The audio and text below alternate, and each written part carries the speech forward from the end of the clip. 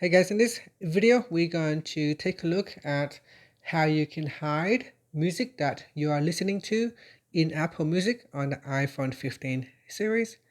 First, let's go back to the home screen by swiping up at the bottom of the screen.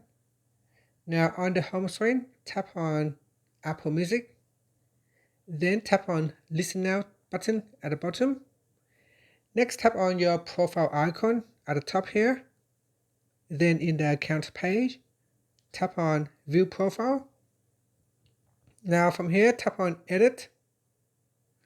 Then we go down to Show on Profile and tap on Listening To. Tap on the toggle button to hide music that you are listening to in Apple Music. Otherwise, if you want to share what you are listening to, you can tap on Listening to switch it on. And that's it.